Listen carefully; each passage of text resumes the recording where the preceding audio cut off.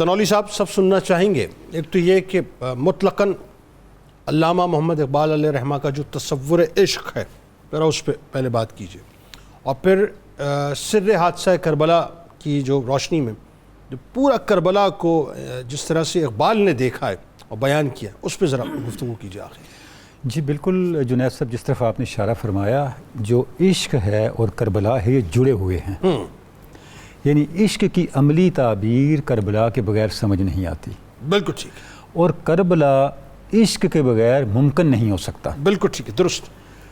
جب علامہ اقبال کی تھاٹ کے اندر، ان کی فکر کے اندر ہم عشق کو سمجھنے کی کوشش کرتے ہیں تو علامہ عشق کو ایک ایسا جذبہ قرار دیتے ہیں جو انسان کی پوری زندگی کی ڈائمنشن کو متعین کرتا ہے۔ اللہ، اور یہ اتنی بڑی طاقت ہے، علامہ کہتے ہیں کہ عشق مور و مرغ و آدم را بس است، عشق تنہا ہر دو عالم را بس است۔ عشق اتنی بڑی طاقت ہے، چیونٹی ہو، کوئی پرندہ ہو، چاہے اشرف المخلوقات انسان ہو، ان سب کے لیے عشق کافی ہے۔ اللہ، عشق تنہا ہر دو عالم را بس است، عشق دنیا اور آخرت کے لیے کافی ہے۔ اللہ، یعنی اگر کسی کو عشق کی طاقت اور عشق کی رمق اور عشق کی خوشبو اور عشق کا شعور نصیب ہو جائے تو اس کی زندگی اس پیٹرن پہ ڈل جاتی ہے کہ وہ دنیا اور آخرت کا مقصود بن جاتا ہے، دنیا اور آخرت کا محبوب بن جاتا ہے۔ وجہ کیا ہے؟ وجہ یہ ہے کہ عشق اپنی زندگی کی ترجیحات کو اپنے محبوب کی منشا کے مطابق طے کرنے کے بعد اپنی ساری توجہات کو اس کے لیے مرکوز کر دینے کا نام ہے۔ اللہ اکبر۔ جب تک آپ یہ نہیں کرتے پھر عشق کا جذبہ وہ آپ تک پہنچا نہیں، بالکل، اور آپ کو عشق کے جذبے کا شعور نہیں ملا۔ صحیح۔ اچھا، جب یہاں تک انسان پہنچتا ہے جنید صاحب، پھر کائناتی طاقتیں آپ کی فیور میں آ جاتی ہیں۔ کیا بات ہے؟ جو نیچر کی پاورز ہیں وہ تو اللہ رب العزت کی دست قدرت میں ہے نا، اللہ رب العزت ان طاقتوں کو آپ کی تائید کے لیے مصروف کر دیتا ہے۔ اللہ اکبر۔ یعنی آپ کی فریکوینسی جو پاورز آف نیچر ان کے ساتھ سینکرونائز ہو جاتی ہے۔ کیا اچھا ہے، عشق کے جذبے کے تحت۔ کیا اچھا ہے۔ جب تک آپ عقل پہ چل رہے ہوتے ہیں آپ جمع تفریق کر رہے ہوتے ہیں۔ اچھا، اب جب آپ جمع تفریق کر رہے ہوتے ہیں آپ بہت نچلے درجے پہ ہوتے ہیں۔ بالکل ٹھیک۔ دیکھیں نا، میں اپنی عقل کے مطابق کروں گا نا، آپ اپنی عقل کے مطابق۔ بالکل ٹھیک ہے۔ فطرت تو اس سے بالاتر ہے اور خالق فطرت اس سے بھی بالاتر ہے۔ کیا یعنی فطرت جو ہے میتھمیٹکس نہیں مانتی؟ فطرت کی ایک اپنی میتھمیٹکس ہے، اس کی اپنی ایک میتھمیٹکس جو صرف وہ عشق والی ہے، وہ صرف عشق سمجھ سکتا ہے۔ ہاں، وہ صرف عشق والی ہے۔ عقل کی میتھمیٹکس بچے کی ہے، اور کہاں پی ایچ ڈی میتھمیٹیشین۔ اور اس میتھمیٹکس میں صرف جمع ہے، تفریق نہیں ہے۔ اب دیکھیں، اب یہ جو آپ نے کہا نا اس میتھمیٹکس میں صرف جمع ہے، تفریق نہیں ہے۔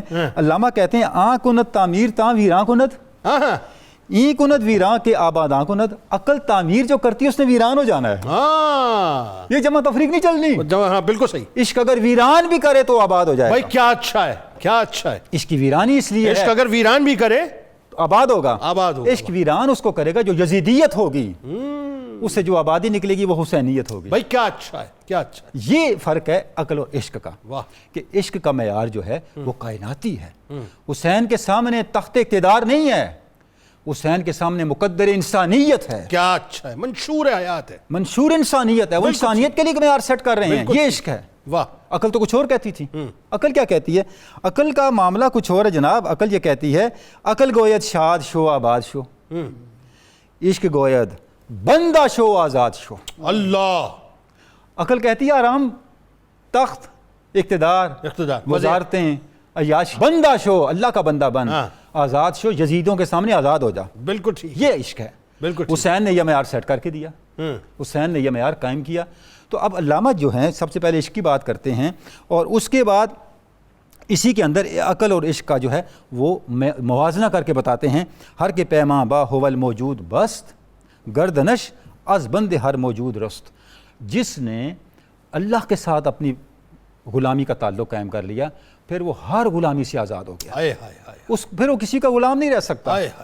پھر وہ یہ کہے گا میرے جیسا اس جیسے کی بیعت نہیں کر سکتا۔ کیا خوبصورت ہے۔ یہ کہنے سے پہلے بندگی خدا کے کا تعلق مستحکم ہونا ضروری ہے۔ یعنی وہ بندگی خدا کا یوں کہیے کہ اپنا توق اپنے گلے میں سجا کر طاغوت کا سب سے پہلے انکار کرے۔ صاف ظاہر ہے، پھر بندگی تو دو جگہ تو ہو نہیں سکتی، ایک ہی جگہ ہوگی۔ جو حق کا بندہ ہوگا وہ پھر باطل کا بندہ نہیں بنے گا۔ اور اس کے بعد عشق کا فرمان جاری ہوگا۔ علامہ کہتے ہیں مومن از عشق است و عشق از مومن است، عشق را ناممکن ما ممکن است۔ عشق مومن ہے اور مومن عشق ہے۔ عشق ایک ایسی طاقت ہے، یہ ناممکن کو ممکن بناتی ہے، کیا اچھا ہے، یہ مصلحتوں کو اڑا کے رکھ دیتی ہے، کیا اچھا ہے، یہ وقتی خدشات کو، توہمات کو، درپیش خطرات کو جن کو دیکھ کے لوگ لرزتے ہیں، عشق کو دیکھ کے یہ خطرات لرزتے ہیں، عشق نہیں لرزتا ان سے، پھر عشق آگے بڑھتا ہے۔ بس تو پھر وہ 2 مصروں میں اس کو سمو دینا جو میں نے ابتدا میں کہا نا کہ قوت عشق سے ہر پست کو بالا کر دیں، دہر میں اس میں محمد سے اجالا۔ اچھا، اب علامہ جو کہہ رہے ہیں، اب جو ہم نے کہا، جو اقبال کہتے ہیں کہ عشق کی سمجھ کربلا سے آتی ہے، کیسے کہ عشق حقیقی جب پیدا ہو جائے تو وہ آپ کے اندر جذبہ حریت پیدا کرتا ہے، اللہ اکبر، کیونکہ عشق کبھی غلامی کو جو ہے برداشت ہی نہیں کر سکتا۔ دیکھیں، بندہ مومن کے لیے 2 ہی راستے ہیں، یا آزادی یا آزادی کے لیے جد و جہد، واہ، یا وہ آزاد ہوگا یا آزادی کے لیے جد و جہد کر رہا ہوگا۔ بہت اچھے، جنید صاحب، آپ علماء کرام سے پوچھیں، ہماری فقہ کی کتابیں بھری پڑی ہیں، ہر مسئلے کا زندگی کا حل موجود ہے، مجھے بتائیں کسی فقہ کی کتاب میں کوئی ایسا چیپٹر بھی ہے جس میں یہ بیان کیا گیا اگر مسلمان غلام ہو جائے تو کیا کرے؟ نہ، آپ کو کوئی چیپٹر نہیں ملے گا۔ ڈاکٹر صاحب بیٹھے ہمارے ساتھ، اساتذہ میں سے ہیں، پروفیسر صاحب، کہیں کسی فقیہ نے یہ قائم کیا باب؟ کسی امام نے یہ بتایا؟ مطلب ہے غلامی اور مسلمان، غلامی اور عشق، بھئی یہ دونوں چیزیں اکٹھی نہیں ہو سکتی، ہو ہی نہیں سکتی، یا مسلمان آزاد ہوگا یا آزادی کی تلاش میں ہوگا، بالکل صحیح، وہ غلامی پہ کبھی بھی اس کو اطمینان نہیں ہوگا، اس پہ اکتفا نہیں کرے گا، اس پہ رکے گا نہیں۔ تو یہ جو حریت کا درس ہے، علامہ کہتے ہیں اس کی عملی مثال کربلا میں امام پاک نے قائم کر کے دکھا دی۔ انہوں نے اسباب کو، تعداد کو اور جو موجود حالات تھے ان کو نہیں دیکھا، ان سب کو اڑا کے رکھ دیا اور ہمارے سامنے ایک معیار قائم کیا کہ بندہ مومن وہ ہے، اسلام کی بقا اس کے اندر ہے کہ آپ جذبہ حریت کہ شعلے کو کبھی سرد نہ ہونے دیں، چاہے آپ کے سامنے طاغوت اور یزیدیت کتنی ہی بڑی طاقت کے ساتھ کیوں نہ کھڑی ہو۔ اس سے کیا ہوگا؟ اس سے یہ ہوگا کہ آپ اس مقام پہ جا پہنچیں گے، جیسے ابھی ڈاکٹر صاحب نے شعر پڑھا کہ امام پاک کی مثال ایسی ہے جیسے قرآن مجید میں قل هو اللہ۔ اس کا مطلب کیا ہے؟ بے امام پاک ملت اسلامیہ میں توحید کی حفاظت کا اور توحید کی حفاظت کے لیے جان لڑا دینے کا استعارہ ہیں، یہ ہے قل هو اللہ۔ یہ درس حریت ہے جو اقبال کا جو تصور عشق ہے وہ ہم تک پہنچاتا ہے۔ بہت خوبصورت۔